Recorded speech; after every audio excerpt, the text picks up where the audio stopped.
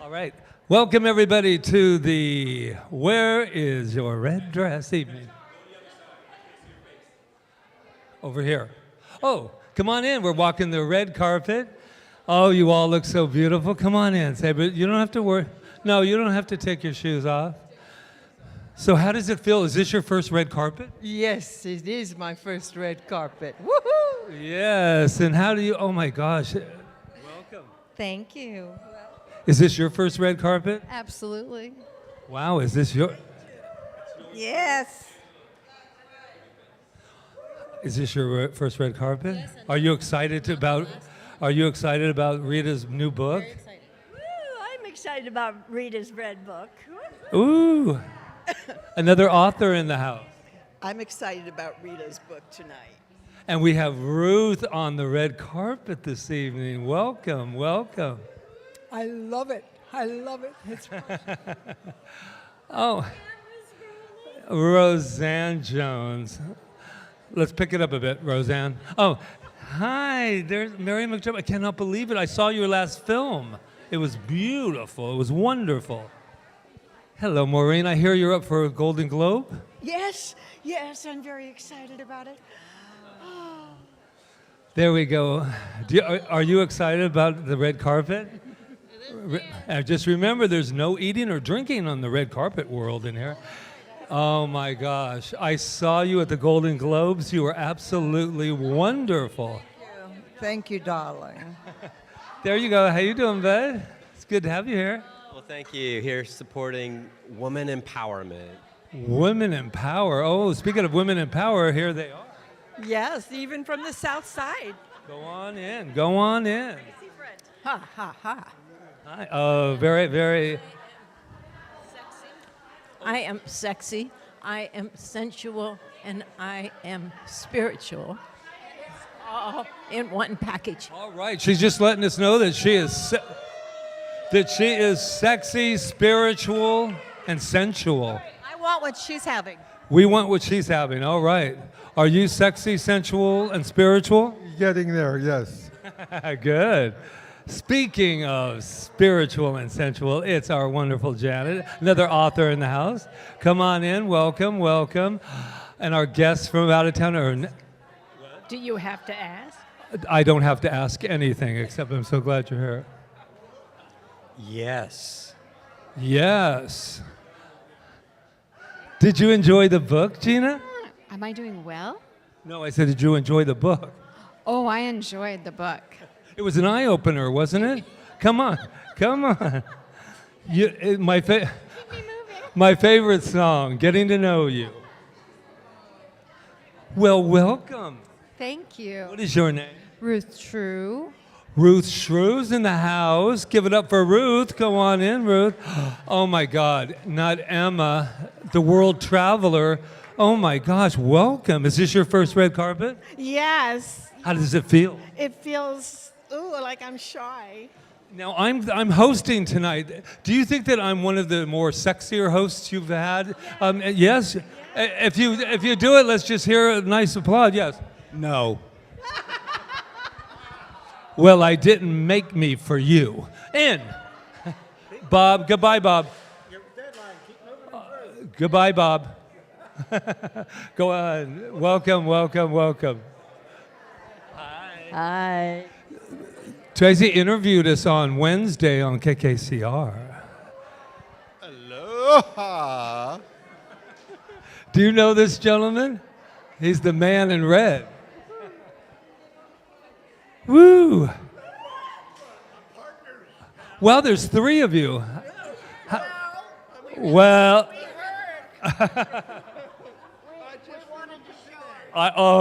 get down the red carpet and don't say a word. No. There's something about when they finish the book and you already know they know, then, hi, how are you? Welcome. I see you on the path, don't I? Yes, you do. Welcome for our evening tonight. Thank you. Come on. Oh, Kaya from her world tour is here tonight. We cannot believe it. Welcome, you starlet. So honored to be here. Thank you. Come on in. Come on in. How you doing, Charles? Our beautiful cameraman over here. Well, look at you as I live and breathe. Thank you, darling. Uh-oh, it's Sassy Bev. I'm wearing Louis Vuitton. She's wearing Louis Vuitton, everyone. Oh, look who decided to drop by. Welcome, welcome. Walk that red carpet. Do you like the red carpet? Look who's here. Hello. Oh, whoa. All right, take it on down. Welcome. Mahalo. Mahalo. Oh, thank you so much for having me from Reno, Nevada. From Reno, Nevada, everybody. Give it up for Reno. Not to say anything, but she's one of the favorite children of someone, but I won't mention the name, just in case we're live. Look who's here, our designer herself. This is Isha. Look down at your feet. You'll see a labyrinth there that was absolutely designed, and I designed the red carpet. Once again, I ask, who is your sexiest MC tonight? Thank you, Carol. Oh, there's my wonderful. Mwah. I loved your last film. You were beautiful. Come on in, Wayne. Wayne. Bless your heart. Yeah. Well, thank you. I'm so glad. Now, how long are you on island? Yes. Ooh, this is what I love about her. She's secretive. Welcome. Where are you going? Don't you, wait a minute. That's Suzanne, star of Hollywood. Come on through. Your red carpet. No, go. On the red carpet. Oh, Peggy, Jerry. Shade of red for everyone. Oh, a shade of red for everyone, she says. Okay, is there anyone in? I think you should walk the red carpet. Aloha. Aloha. Come on down. Come on in, beautiful. Your dress is beautiful. Who was your designer? It's Dior, of course. Dior. Okay, welcome. Give yourselves a round of applause. Here we are. I'm switching.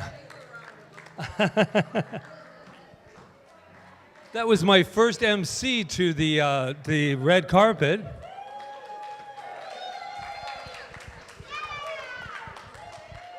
I'm switching to lavalier.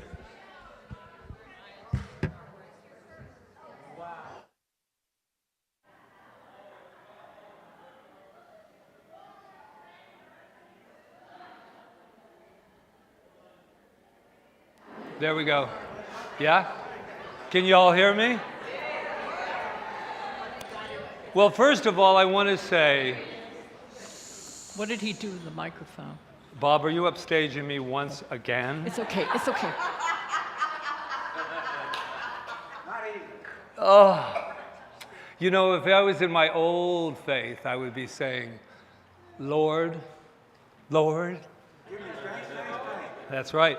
I heard a rumor, and it might just be a rumor, and it's not going to really happen here, but someone said that we might be putting in like this little confessional. And I said, I was in Rita's book, so I don't have to go to any room. Just saying. And oh, there's our beautiful Jeanette walking down the red carpet, you beautiful lady. Oh, that's beautiful. Well, first of all, we are being live streamed tonight, and I want to thank, right out of the gate, Charles for just doing so much. Our beautiful Jonathan Lee went to a wedding on another island, and this gentleman back here is doing three things.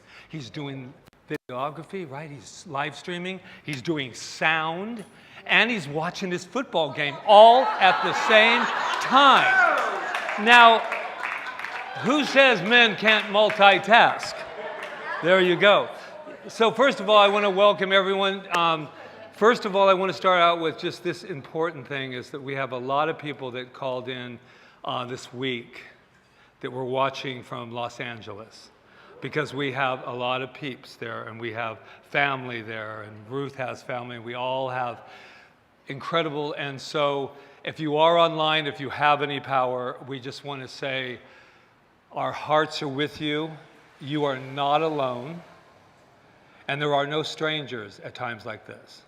So our hearts really do, as we gather here tonight, it goes out. We've had enough natural, whatever you want to call it, disasters around the planet. And tonight, we're going to enjoy it. I wanted to share with you something that I probably would have done on a Sunday, but since I have a crowd, I might as well do it now. Here's the thing. As I was promoting, as you well know, if you're ever on Facebook, I love to promote. And I love to promote someone as beautiful as Rita Andriello. And there was almost a part of me that felt a little guilty about having all of this joy that I was feeling about tonight. But I think that the best thing we can ever do for anyone is to live life to the fullest and let them know and that there is a celebration going on and that our hearts are with them and they're with this evening. Before I introduce why you're here, I wanted to... Who's read the book? Oh, there you go. Yeah. So this is a very special book on many, many levels. But instead of just talking to you about it, I thought because I had the honor of doing the foreword to this book, that I would read it because I think it would say everything that I'm feeling tonight. I believe that tonight is more than just a book launch. I can feel it energetically. A portal has opened and a shift has occurred. One that I believe we have been waiting for a long time. And I am feeling so honored that we are here. Whatever you believe about shifting or polarities or the quantum, I know something. I woke up this morning and I said, the shift has occurred. And that is a powerful place for us all to be together. So this is what I wrote about this incredible lady. What an honor it is to write the foreword to this powerful manuscript, Where is My Red Dress? Written by Rita Andriello Farron. I take a long pause before allowing myself to express the profound reaction I had to Rita's courageous, daring, loving, vulnerable, transparent, and life-changing book. You see, this is not just any other book or any other author to me. I have always known that she was a great writer because I have witnessed the magic she brings to the written word through her talent as a storyteller and a wordsmith. This incredible lady is not only my colleague, co-spiritual director, and the founder of CSL Kauai and the Institute of Magnificence, but for 25 years, she has been my partner, my wife, and my best. This is a book I believe will spark a movement for all women who dare to claim their power sensually, sexuality, and pure spirituality as one. The phoenix of a woman's truth is rising with this life-changing manuscript, and it will never return to the ashes of secrecy and shame again. Without away any surprises, I want to speak for a moment about the incredible courage and love Rita shows the inner child through this book. As an inner child advocate, I have included the inner child's wisdom. She has included all the inner child's wisdom work as teacher and facilitator. What I have found in my work, inner children do not need to understand the events of growing up as much as they need to reveal their feelings and emotional connections to those experiences. As you will read, Rita meets her feelings and emotions and gives her little girl permission to have a voice and claim her true identity. With complete transparency, Rita offers us the key to freeing our own inner child. Her story provides a safe space for that part of ourselves to grow up and claim our true selves. No longer hiding, Rita proudly wears her red dress and embraces all the feelings and emotions that come with it. I can already hear inner children, both male and female, applauding Rita for freeing them from the darkness of secrecy and shining the light of truth on all their experiences. Where Is My Red Dress is a treasure chest of golden nuggets for each of us. Rita's intention is not to shock, but to educate us on the potential for wholeness. She does not glorify the events or victimhood. In fact, she makes it clear that each of us has a red dress that is uniquely ours. She challenges us to wear that red dress with pride, despite societal, family, or even our own self-imposed judgment.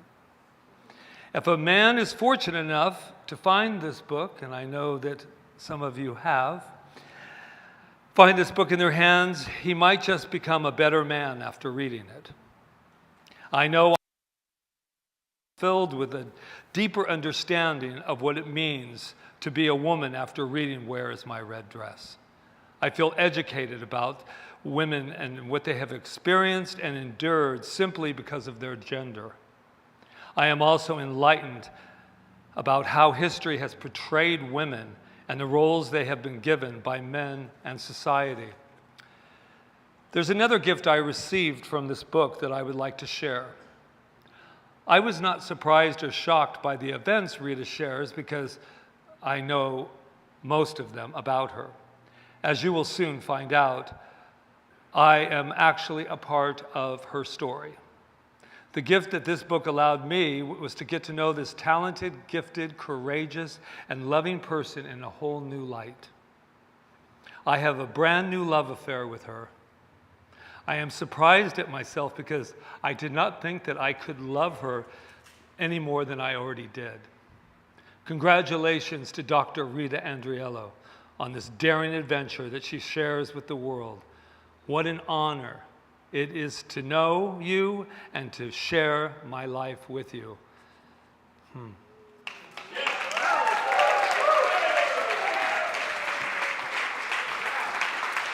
And without further ado, you have seen enough of me. Now the red carpet is going to present this incredible, incredible lady, Dr. Rita Andriello Farron.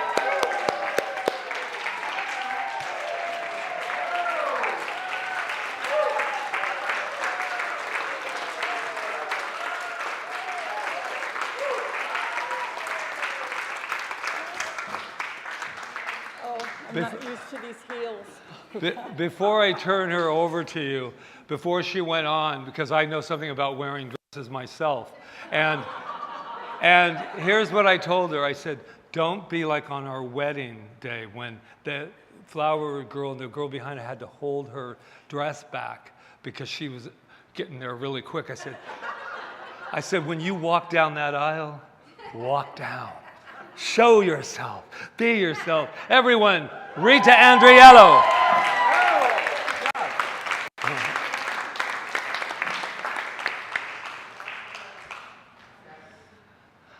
Oh, there I am. All right, and I need my song. When you're ready, make sure I can hear it. I thought I'd start with a song because, hey, I like to sing. No, not that one. Maybe you need to turn the football game off. Okay. No. No. It's good. I love him. I mean, he is doing this whole thing by himself. Give Charles a hand. Maybe you better help him, Melissa. Maybe he can't find it.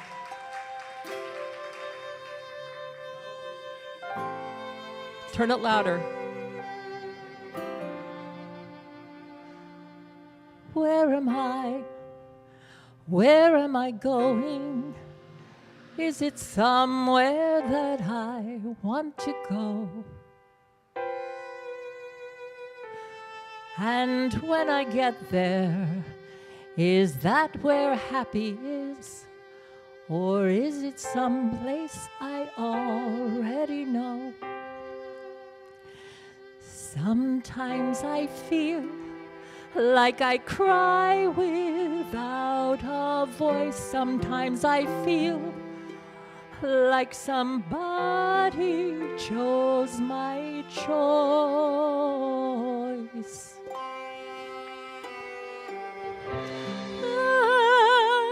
I have to run away. I have to sit and stay. I want to live a life where I'm allowed to say that I'm proud of the way that I spent my days. I can feel something growing. It is small, but it's shifting the ground. When I was younger, I could hear it. Now it's back. It's my sound. Sometimes I feel like I lost my only choice, but then I realize only I can live that choice. I have to run away. I have to sit and stay. I want to live a life where I'm allowed to say that I'm proud of the way that I spent my days. These days, all we ever really get are days to dream and days to lose. I just have to choose my time.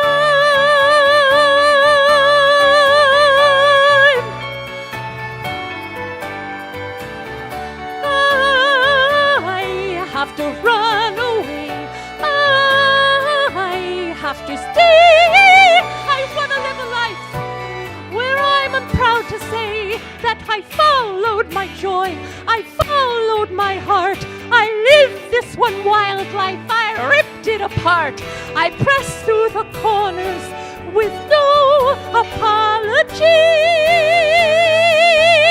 And finally I can say I know the way. I'll say that I loved the way that I spent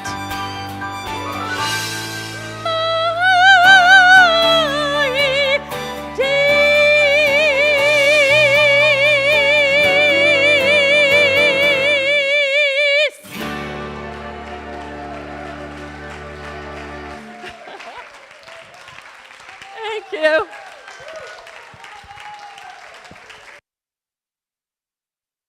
Switching back to my lavalier now. Tell me when it's on. It's on, right? Okay. All right. So, I was just telling Glenn out there that I could never give a TED Talk because I couldn't memorize a talk, to do it in a certain amount of minutes. But I did want to So Glenn said, oh, well, why don't we just create something new, like a soul talk? So that's what I'm doing right now. It's giving you a soul talk. So I do want to acknowledge my friends and my family in California, and I'm basically dedicating this whole night to them. California was a place that I grew up. Los Angeles was the place, I consider it like my spiritual birth. Started when I met Patrick, and then it progressed to him taking me to Los Angeles and me finding the science of mind and finding a family there that I have for the rest of my days. So I acknowledge them tonight, and I'm just dedicating this whole thing to them and their beauty and knowing that they're safe. So I wrote this book, and like I always tell everybody, I wrote it like I wasn't going to publish it, because I wrote it for my doctoral in consciousness studies, and we had to do it pretty quickly, we just found out that we had to write a book, and it was 6 months, not even, from graduating. And I already had the idea in my head, but I wrote it like I wasn't going to publish it. And the reason I did that was because I wanted to make sure that I was totally honest. And if I thought about what people would think, or how are they going to, take that part of it or this part of it or something I said, then I wouldn't be honest. And I totally wanted to be fully honest, because I spent a lot of my life not telling the truth about myself. I've had experiences, and I know we all have, possibly, or many of us, have had experiences that we hold inside and we don't talk about because we're either guilty about them or ashamed of them, or we want to go back and change them and we can't, and they bring a lot of sorrow to us, and we just kind of bury them. And what I feel is that when I wrote this book, I let all that stuff come to the surface, and it was very healing for me to acknowledge that the things that happened to me and the things that I experienced and the things that I did weren't maybe the best use of myself. But I also talk about how we're programmed. And I know you probably heard that a lot, most of you, that we're programmed. Well, we are. And we're programmed by not just the parents that breed us. Can you imagine I said that? The parents that breed us. Okay. The parents that have us, there's no mistakes. The parents that bring us up. And even inside the womb, we know that we're programmed in there too to survive in the life that we're going to live. But we're also programmed by eons and eons and eons of culture and of religion and experiences of the people in the past. We come in with all of that. And sometimes, and a lot, what I notice, in my work as a minister is people don't realize that, and I didn't realize it. So I lived most of my life unconscious, in the first pretty much close to almost half of my life unconscious, because I didn't know I was programmed. And so I was doing things and reaching out, not knowing that I was trying to fulfill something that was basically my wholeness, because we all want to feel whole. That's like, I think, our innate thing. We say we want to feel happy, we want to be rich, we want to be this, we want to be that, but in reality, we want to feel whole, and we are whole.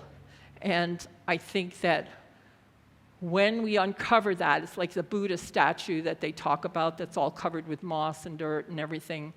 And then finally, it falls off when we reveal our true identity. And no matter what we've done, or what we think we've done, or what we think happened to us, or all the choices we made in our life, they brought me to this point. And I'm just so grateful that I took the time, kind of like Carl Jung said, that when you don't make your life conscious, you just live it, and it becomes your destiny. I think that's the quote. Write it down. No, I didn't write it down, but that's okay. We know what I mean. It's just like until we make the unconscious conscious, we call it our life. But it's not really. It's just us running by a program. So I believe that in this book, to do from this moment on, and is to assist others through their stories, their things that they might be covering up, to let them know that they're whole too, and that like I said, it's not what's happened to us, it's not what we've done, it's not any of those things, that we're these amazing creatures. We have to look at our dark sides and our light sides and all of it, because it's one thing, and we know, like, the universe is expanding. We know that the universe is expanding. They're proving this now. The universe is expanding. And the only way the universe can expand is if we're expanding. And so I believe that we are expanding, because we are the universe. And there isn't a God up on a cloud. There is God, light, source, energy, and we're it. We were here when the Big Bang was here. We were here and individualized as each and every one of us in this consciousness of wholeness. And I think we've just, this time in our evolution is us finding out who that is and what we're here to do. And we can't do that if we're carrying our past and we're carrying all the things that are holding us back because we don't love ourselves enough. So I'm just knowing that if you choose to read this book, whether you're a man or a woman, that there'll be something for it in you that will help you in your journey. And that you'll help me too, because I'm sure there's people in this room that have already done the work that I just started doing, 20 years ago. So that's what I wanted to say. And I want to read some of the book. But first, I'm inviting my dear friend, Melissa Mojo, to come up and sing a song with me because I thought this song was like really appropriate. It comes from the best little whorehouse in Texas. And I actually played Miss Mona, and it was probably one of the funnest parts I ever played. And I was just coming out of Mormonhood at the time. So it was a real eye-opener. But this is the song comes from that, and it's called No Lies. And it's about just telling that, well, you'll see.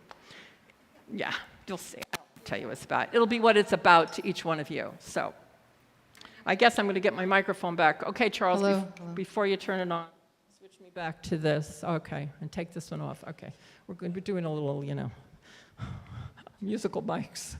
Okay. I'm ready when you are.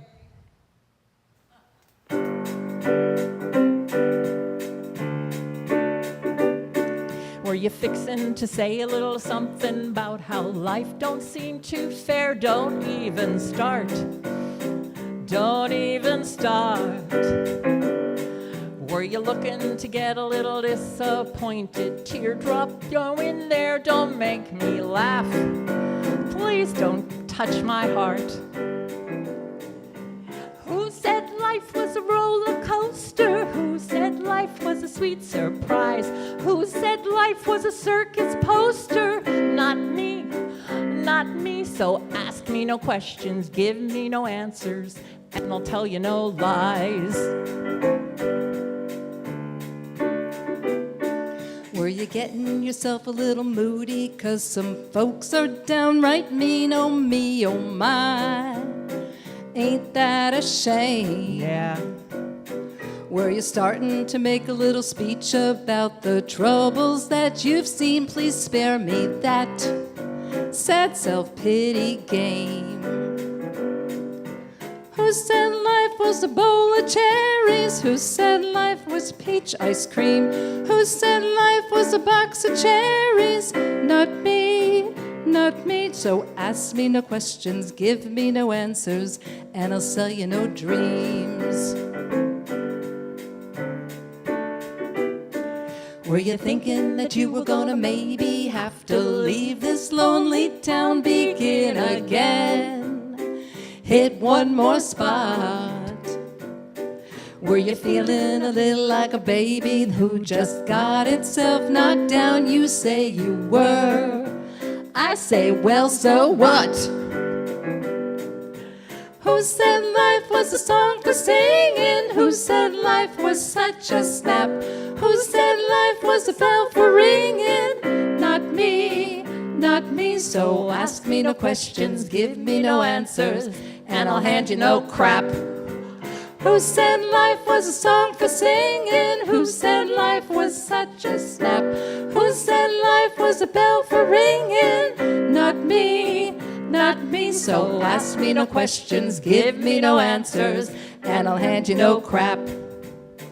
And I'll sell you no dreams, and I'll tell you no lies. No lies.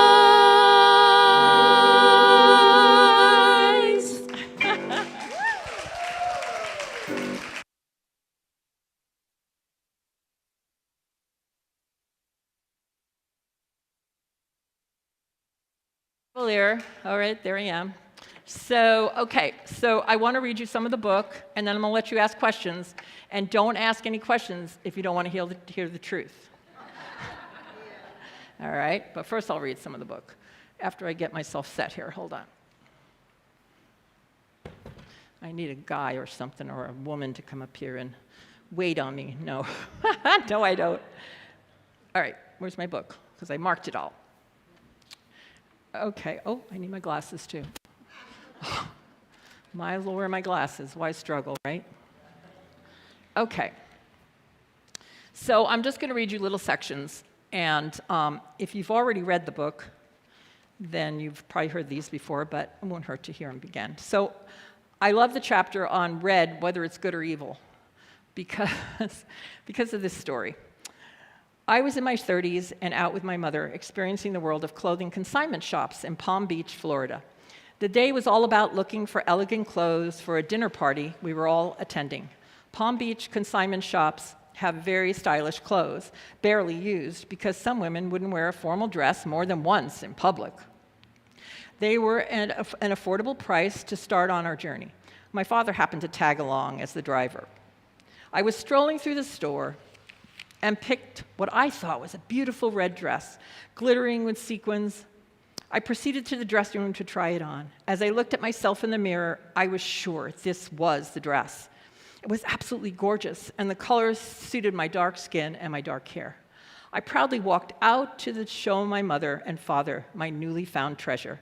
The first words out of my father's mouth were, "Ah, puttana." I get this out of your way so I'm not blocking you. If you don't know the meaning of the Italian word puttana, it translates to mean whore.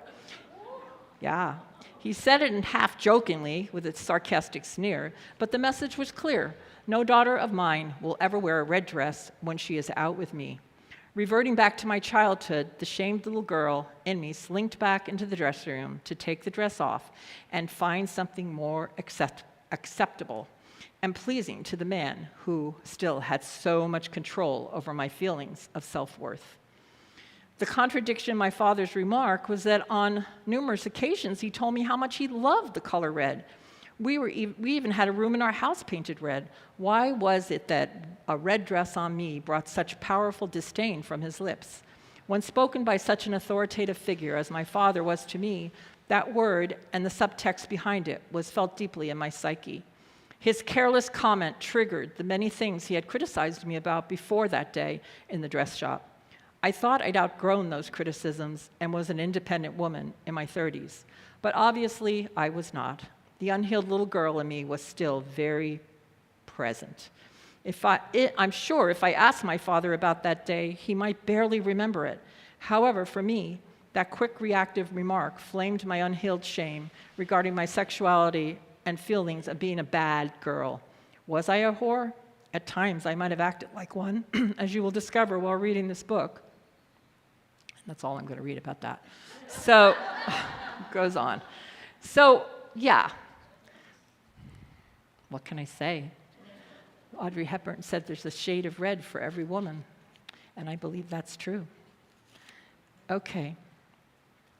So this is what can happen to you when you actually take a look at yourself and the things that are bothering you and the shame, and you really want to get through it, like you want to face it. And so I did a meditation. So recently I had an experience during a meditation. I realized that the subconscious programming of feeling I was bad was still there. I awoke from the meditation and wrote this. There once was a little girl who grew up in a home where the focus of conversation was on negativity and what was wrong about everything. From the little girl's point of view, looking up to those in authority, it seemed that it was the truth. And so, when these words and thoughts were pointed at her, she took them in as the truth. Could she have been responsible for her father's heart attack? Could she always be doing something wrong? It seemed that way. However, in her imaginative play time, she was the one in control. The boy in the adventure or the girl that got the boy, it didn't matter. She was in control, and she created a world that was good and fun and happy. There was always a happy ending. That became her dream world, her play world, totally different from the one she lived in every day.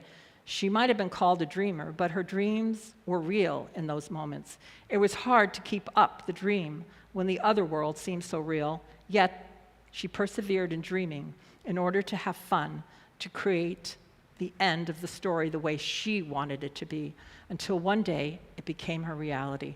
She thought about it, she wrote about it, she acted as if it were so, and then one day, as she looked out into her world, she realized that she was living it. Yeah, we are open to suggestion, and those formative years carve our future unconsciously until we become conscious of them. Fortunately, years later, as an adult, I would tend to these matters through therapy and spirituality and meditations like the one above. We can change our subconscious programming. This is the good news. we always have to know that we can change it. We don't have to live with those programs. So, this is what was interesting, because how old was I? Oh, I say I was in my 50s. I was. Many years later, when I was in my 50s studying to be a spiritual practitioner, this actually happened before I wrote that other part, of religious science, the teacher asked us to write down one word that described how we felt about ourselves. I sat there, I wrote bad. Now, can you imagine, even in my 50s, this was the first word that came to mind. I don't know why, but now, because I trust the perfect unfolding of life, I truly believe that if I need to know it, it will come forward at just the right time. As I write this book, I'm 71, and I can recall no incident or incidents that would have given me the label at such a young age. You might think, why didn't you talk to your parents about it in later years? The only answer I can give you is that the code of silence about matters of the heart, or those deep conversations that some parents and children have, were not possible with my parents. They would either say, I didn't know what I was talking about, deny they ever said it, or just change the subject. I never sought to go any deeper with them. A lot has come up while writing this book, and I have turned to my husband about this very thing. Thanks to him and his excellent inner child work, I actually had a breakthrough. When asking him about the blanks I had in memory about what I could have done to receive the bad title, he replied, "It's obvious. Why do you think you did something bad? You were told you were bad. You believed it. It was a lie. You were lied to." Okay. I have to say that moment, it didn't happen that long ago either, that when he said that, it just like struck me to the core that it was a lie. Like my dad was just trying to do the best he could to be the father that he thought he could be, but I wasn't really bad. It's just what he told me for some reason that I'll never know because I didn't ask him. And there's not very many young people here or people that have parents alive, I don't know. But if I were you, I'd ask all the questions you can ask. And if they don't want to answer them, that's okay. So, page 83. Oh, Patrick wanted me to read this. It's just a little thing, but I'm going to read it. Because this is the kind of thing that happens when you trust authority and you kind of don't question it. I was 17 when I got my first birth control pills. I don't remember how I got permission, but I do remember the doctor coming into the room, stripping the sheet from my naked body and telling me in these exact words, "Birth control and modesty don't go together." That really happened. I shudder when I think back on these experiences. I also shudder at the fact that I accepted them without saying anything to anyone. However, it makes sense, as I probably didn't want anyone to know that I was having sex, let alone using the pill. But also, I never wanted to question authority. Like if somebody was in an authoritative position and they said something to me, and as you'll read in the book, I just allowed it to happen. Okay. This one's a little bit more about today. Page 155. Am I on the right page? No. 185. Okay, 185. Okay. Ministers, eunuchs, and other societal roles. Okay.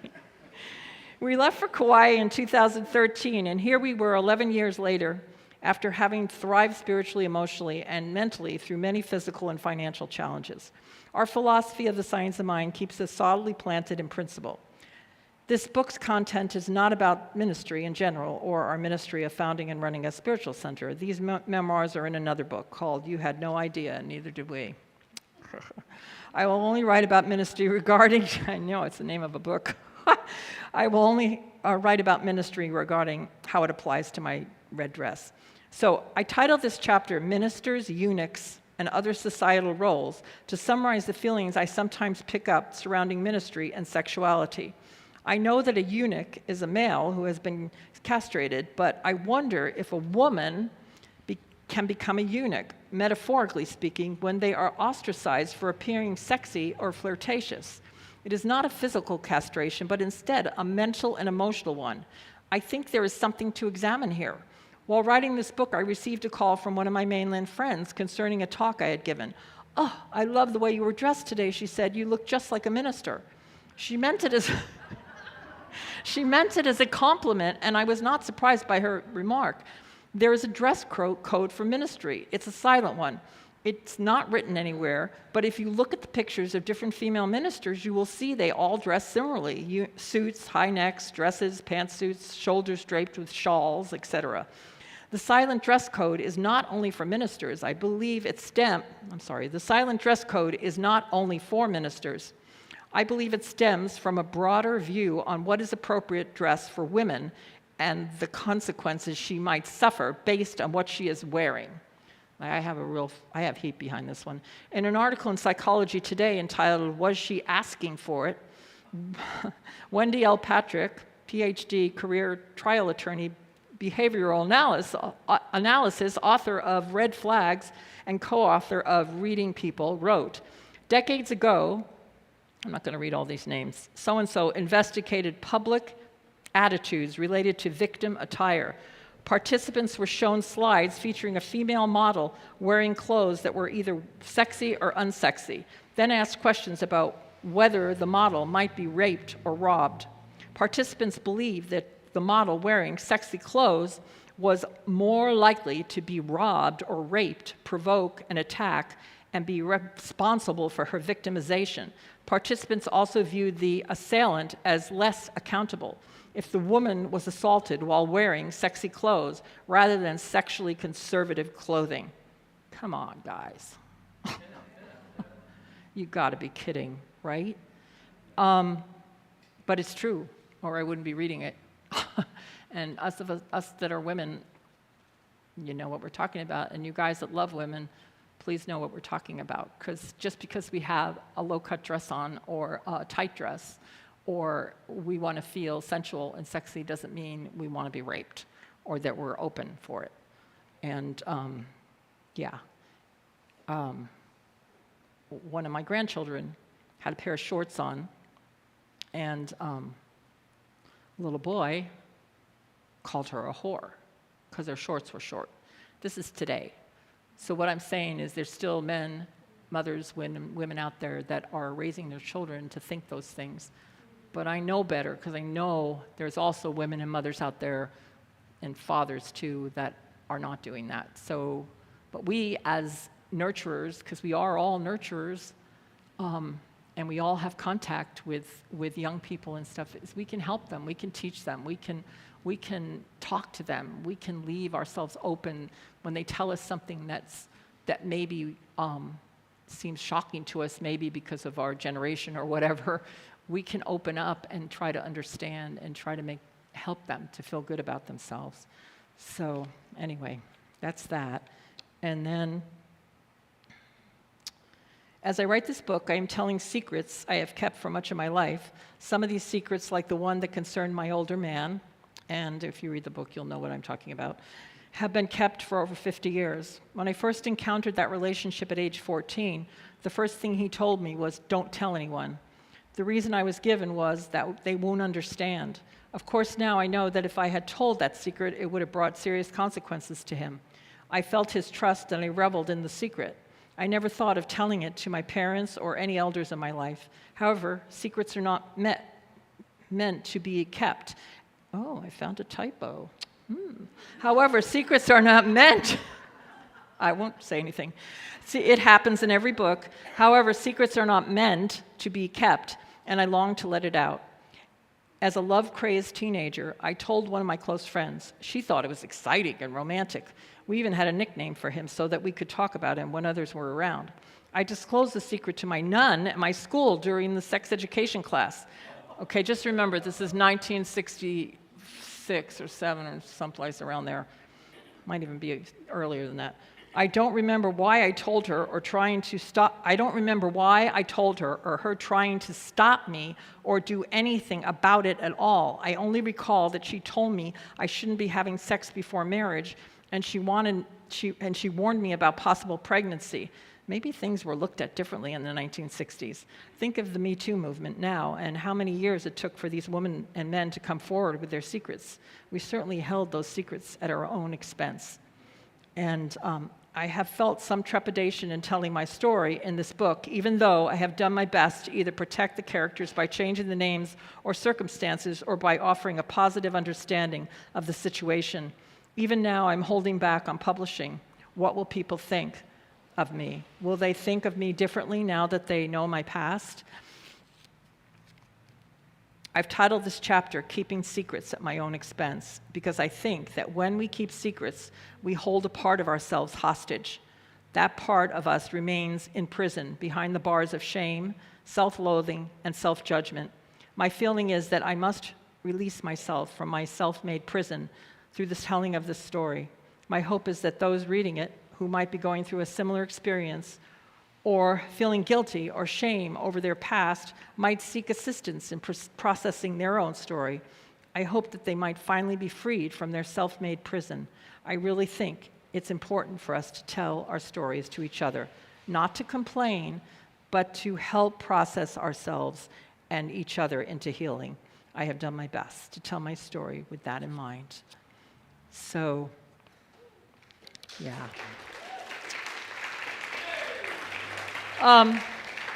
There's a lot in here, and I don't want to just keep reading because I really would like to take your questions, but I can't see you, so is there a way to get more light? If we change the light, well, I like to, yeah, you're going to get a microphone. I see him. Yeah, I can see him, but if somebody wants to ask a question, first of all, you have to have a microphone, so don't talk unless Patrick brings you the mic. And then ask me questions, and I'll see how, and I'll tell you no lies. Number one? All right. Number one. It's not on. Is it on? And the only reason I'm sitting down is because, you know what? I'm going to just take these shoes off. Thank you, everybody. No wonder we go barefoot in Kauai. Come on. Okay, here we go. So, does somebody have a question? Then I can stand up. Oh, come on. Bob, you had your hand? All right, there's one back there. Gina. Ah. There you go. I may have been able to look this up online, but what exactly is a Mormon garment? A Mormon garment? Oh, okay. That's a good question. All right. Well, if you don't know what she's talking about, I was a Has anybody here been a Mormon? Has anybody here gone to the temple? Okay. So, okay. All right, so a Mormon garment is something you receive when you're in the temple. It's like, it looks like kind of like long underwear because it comes to here, and it comes like, you would not be able to wear something other than like sexy or anything because you would have this thing on this kind of high collared and kind of, go down to your knee. And so I mean, the reason you're given it, I talk about it in the book, but that's what it looks like. And then the fallacy is like, oh, they don't take them off when they go swimming or have sex, and that's not true. You can take it off. You just have to keep it on when you're dressed and going, and you alter your clothes according to it. So that's what it is. And you get it when you actually go through the temple ceremony, and it represents, obviously, I don't know. It's been too long. You could read it in the book. I looked it up again. It's just something to remind you of your covenants that you make in the temple. Yeah. Yes. Oh, men, yes, men get one too, and women. Yeah, which is interesting, right? Because you'd think it was only women, but men get it too. And don't forget, being a Mormon, I was a Mormon for 10 years, you'll read about it in the book, but you have to keep all that secret. Like, it's secret. Like what happens in the temple is secret. It's all secret. And yeah, and I'm not going to talk about it today, but anyway, because I probably don't remember half of it. Okay, Ezra has his hand up. I think you did you? Yeah. Yeah, so when did you break out of the cult that you were raised in? When did I break out of it? Well, Okay, if you want to call it a cult.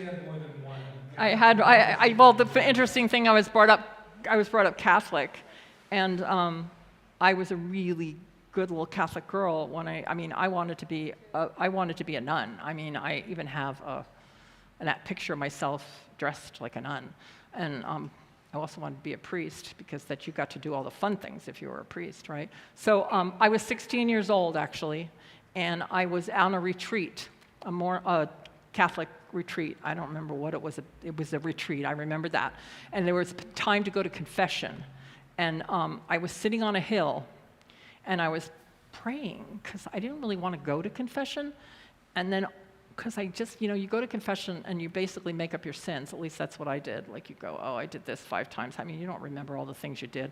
Anyway, I didn't want to go. It just didn't feel right. And so I was praying and crying and everything, and all of a sudden, and for any of us that have heard the voice, the inner voice that's very quiet and loving, it just said to me, there's more for you than this. You don't have to do this. And I heard it, and I listened. And that was the day I left the Catholic Church.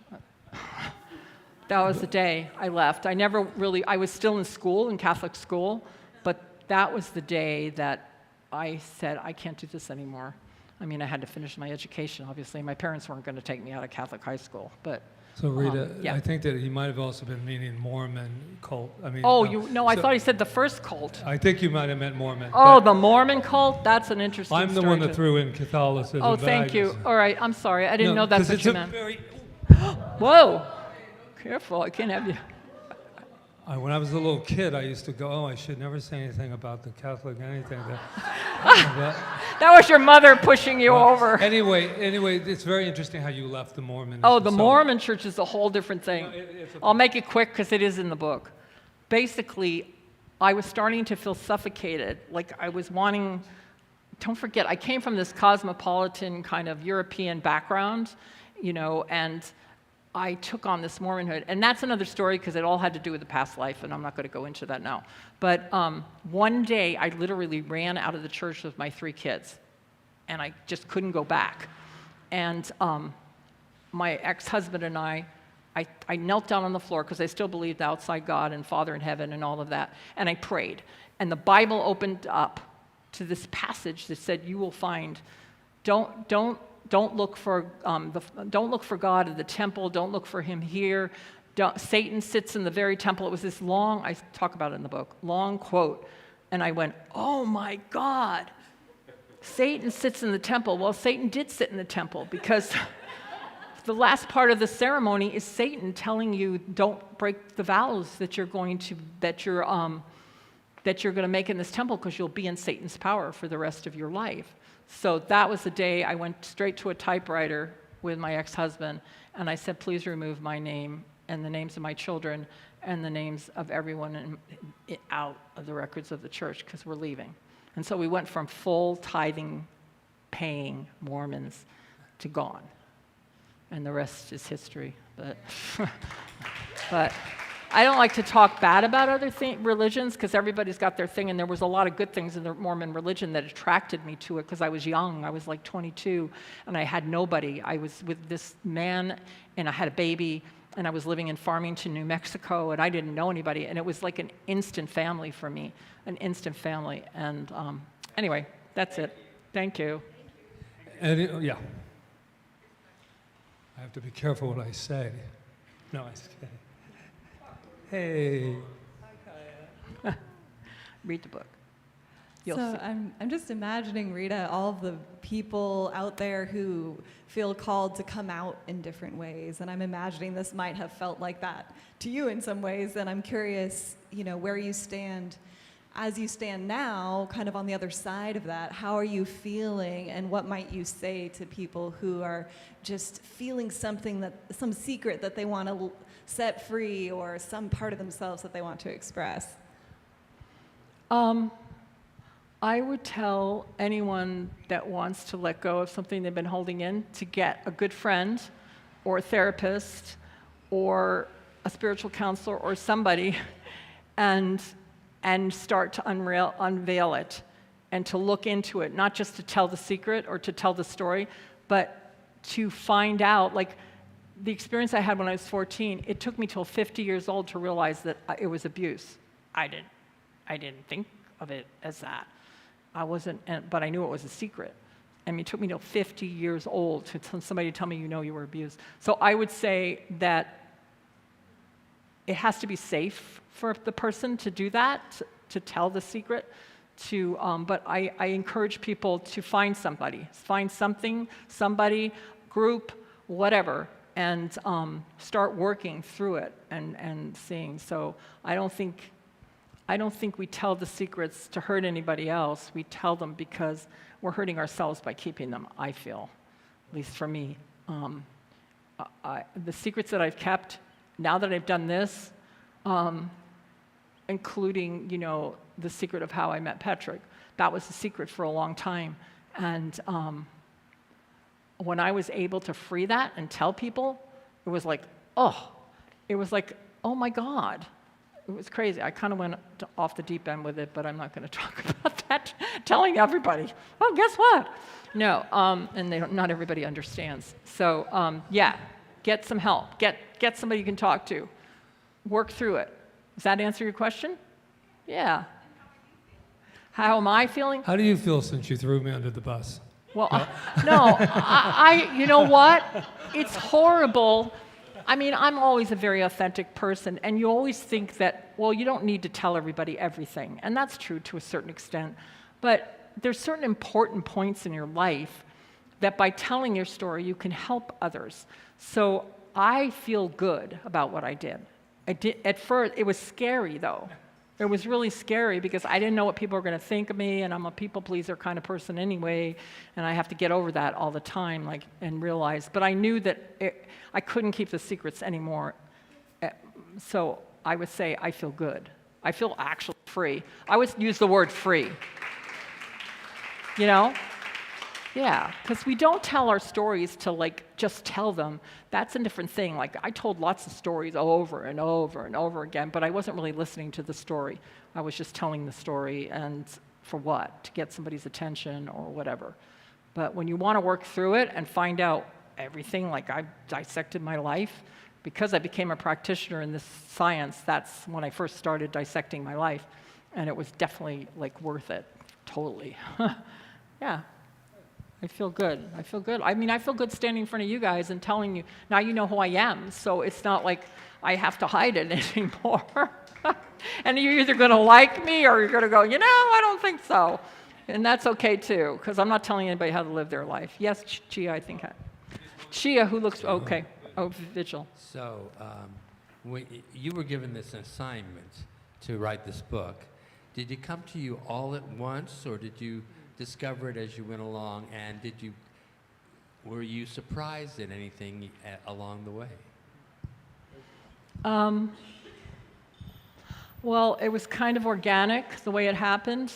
I just kind of went, oh, these are kind of the things I want to talk about, and I started giving them chapters names, and then it was oh, no, I don't want to talk about that. No. Then it was no, you got to talk about that. That's why I wrote it that. I didn't. And yes, it did surprise me, because I can't remember what the one was, but there were times when I would go, oh, the last when I talk about the Holy Grail, I didn't think about this as the Holy Grail. I didn't think about my red dress as being the Holy Grail, being that place of divinity within me, that thing that we're all striving for. And that kind of came organically when I was writing. So there were points when I did get surprised, because when I write, usually I just download, and then I don't look at it a lot. I just write first, and then I go back. And so yes, but I just, like I told you before, I wrote it like I wasn't going to publish it, so I would be truthful. And then I got scared because I was going to talk about people that maybe would read it, and although I changed all the names and I changed the situation so much that nobody would know who they were. And one of those people was my mentor, Dr. James. And, of course, he knew who he was in the book. And so, but he wrote me the most beautiful introduction, because we had a healing. But we had the healing before I wrote about him. So anyway, he's my dear friend. But I was scared when he was going to read it, because I was oh, okay. Yeah. Yes? Oh, first of all, the empowerment that I'm experiencing through you, as you, from having done this is huge. Thank you. Good. The question, it's an actress question. You trained as an actress and a singer and all the things that you did in your life. And you spoke of this book as revealing the sexual, sensual, spiritual. And could you, for me and for the audience, do a silent demonstration of the difference between sensual and sexual? Well, I don't know if I can do a silent demonstration. Well, do it. Don't. But I could say to me, and I talk about it in the book, the difference between sexual and sensual is, first of all, sexual is the sexual act of sex, okay? But sensual is everything. Like, sensual is everything we feel with our senses, you know, our hearing, our, you know, when we look at the ocean, when we look at beautiful flower, when we experience a beautiful piece of music or any of that. That's sensuality to me, but the two things are linked because I feel, and this is just me because other people would say something different, that sex for me would be sensual because I would be experiencing all those things having sex, right? So I don't think I could separate them, but I think there is maybe a race consciousness that says sex is this and sensuality is this, but I think that sex is the act and sensuality is the feeling that we feel as women, as men, as human beings, you know, when we experience the world with our senses. Even just eating a beautiful meal or something can be sensual. It doesn't have to be the sexual act, right? So, and that's why at the end of the book I say that we can be sensual, like even if we're not having sex anymore, if we're just, right? If we're just living as women and we feel like comfortable in our bodies and we feel beautiful, and no matter what our body shape is or anything or how old we are, that we can feel, you know, that mother goddess, that mother nature, that beautiful, I mean, nature's the most perfect thing to compare it to because nature just is beautiful. And it doesn't make any apologies for being beautiful, and it just gives of itself, you know? It's the most sensual thing I can think of as nature. I mean, the ocean and the mountains and, yeah. So would it be fair to say that it's all spiritual, since that was the yeah, third? well, I think, was the question spiritual? Well, no, it wasn't. No, There was I mean, three. well, to me, I tie them all together because I believe everything is spiritual. Right, that's what I... Like Ernest Holmes said, don't separate life from living. Like, don't separate spirit from living. It's all one thing, and I think we have to live it together, to me. Like, it's one thing, right? And I just don't want us to be ashamed anymore. I mean, I spent so much of my life, like, you know, and, you know, I have to say, I'll always remember, and I write about it in the book, I first came to Kauai, when we first came and I was at service, I would wear these spaghetti strap dresses and stuff, and I was scared because I thought, oh, I'm not supposed to do that, and I put a shawl over one day, and it was Kelly Stevenson who came up to me, Jeanette, and said, I don't want to tell you how to dress, he said, but I think you should take the shawl off because you're really beautiful the way you are, and you don't need to be covering it up. And I was like, oh, and he wasn't coming on to me because he had a girlfriend. He was not coming on to me. It was obvious. He was just telling me what he felt, and he was always a very honest person. So he helped me that day, just so you know. I took the shawl off. Okay. And I let my spaghetti strap show. Do we have a couple more before we wrap up here? Before we do the book signing for those who... Yes, Ron Stover. I'll come to you. I love that there's men here. Thank you to the men who love women. I don't feel like I'm a great public speaker, so I'm just going to kind of say how I feel. Okay. I bought the book because it talked about you, and I've gotten a lot from both you and Patrick since you've been here. And it was for women. I keep getting this thing about this is the red dress for women. But as I read the book, the kind of like the flow and how you came to understand your feelings, that really made a difference in my life. And I think that, I'm just saying this, I think this is a great book for everybody. And then once,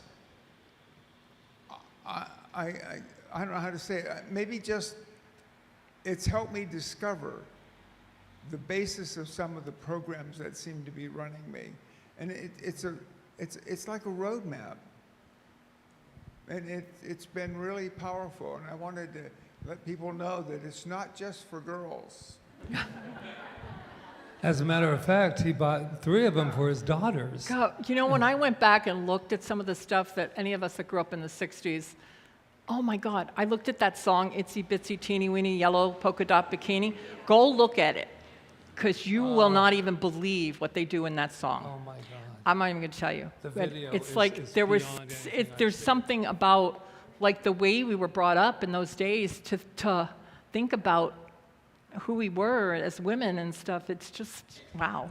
What's funny about that, I have to say, because we both watched it together, I'm a real inner child advocate, and I'm very protective of the inner child and the outer child. And to see, I think it was Dick Clark and one of those bandstand things. Yeah, go watch it. And You'll the just see what I girl- mean. The girl is 3 years old, 4 years old. And she's going, yellow, yellow, bikini, da, da, No. da, da, da. And I'm like sitting there going, what? This was But like it in was- 1970, 60, whatever it is. But that you was know. just, it was just accepted back in that Yeah, time. and Just, it was, you and it know? was done with such like, isn't this great? You know, it wasn't done like, you know, they were trying to do anything wrong. Well, we don't It's know just about that, but- Wow, wow. So anyway, Any other anyone questions? 'Cause before we're we sign off? I want to say Richard Diamond. Richard Diamond. Yeah. Look at all the men See, just jumping up here. I love it that there's all these men here. It's like great. Hi. Hi, Richard. Hi. I was telling you earlier, and I just wanted other people to hear. First of all, I am a man who read the book. And I'm a man who was affected by the book, and it's really, as I was telling Rita earlier, she looks different to me than she did 2 weeks ago, because 2 weeks ago I didn't read the book. I hope I look better. And same with you, Patrick. But the thing is that the perception that I have with you, it's like it opened up a whole other dimension of my consciousness.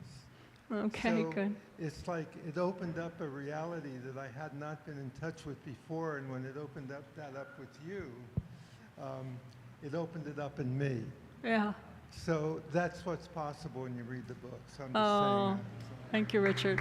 So before I close, though, I have to say something about this guy over here, because he basically I don't want to say he saved my life. I saved his life too. But what I realized, like, and I think I say it in the book, is that it was the first time that I wasn't reaching out to please somebody or to be something for somebody else, that I just knew it was okay just to be me, all of me.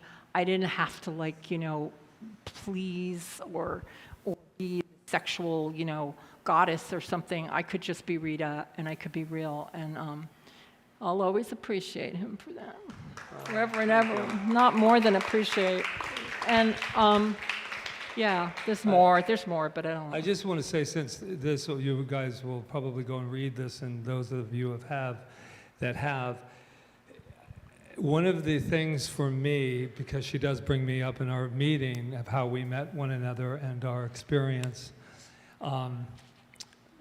it was interesting because first I was thinking, I'm not sure this is a good idea for, you know, to really, you know, because it wasn't about revealing that, but what I was amazed at is the thing that I was hiding because of some form of shame.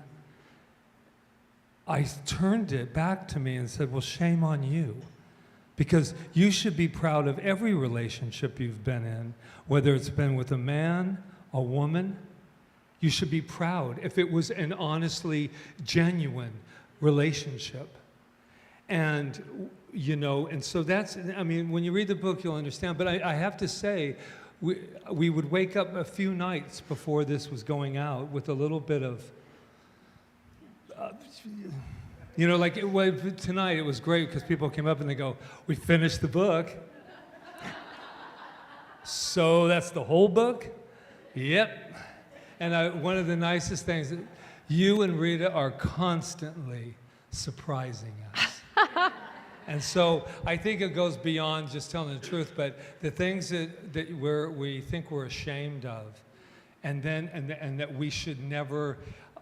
I'm shocked that I would have not been able to say it, but that's our societal thing too.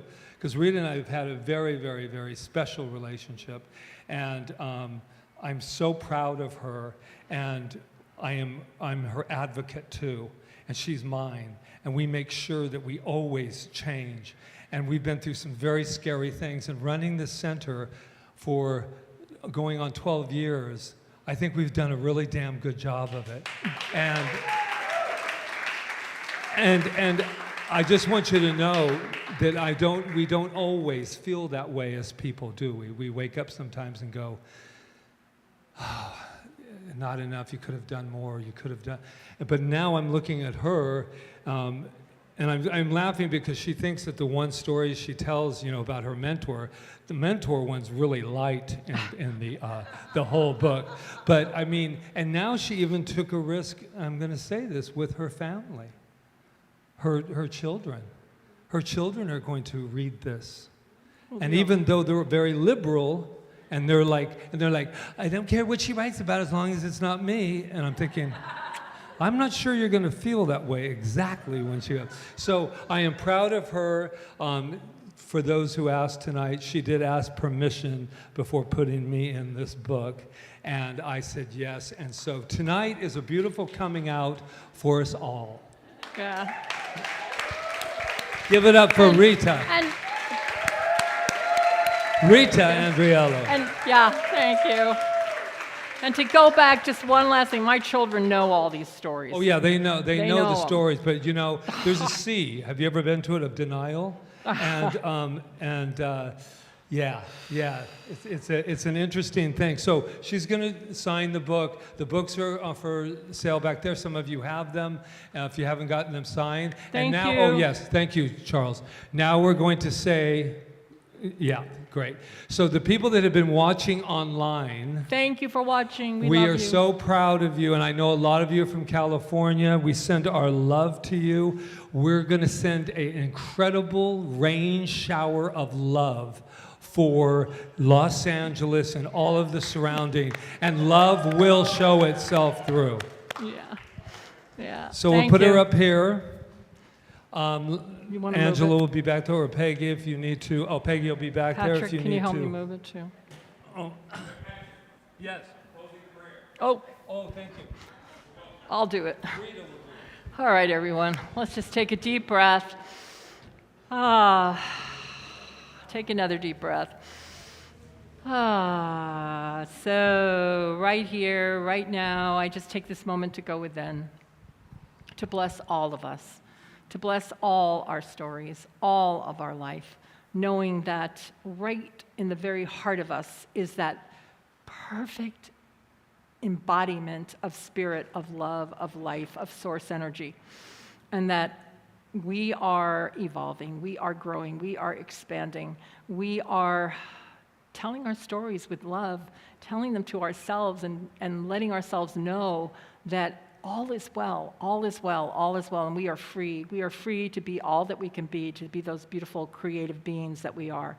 And we have support, we have love, and the best support we have is that power that's within us that just will never let us go, will never drop us. It's there, and it is who and what we are. So I bless this night, and as we're leaving here, I know we all go in peace and love and safety and goodness, and I bless the people of California and know that they are guarded, guided, protected, and directed in their journey that they're having right now. So I bless it all, and I let it be, and so it is. So it is. Thank you.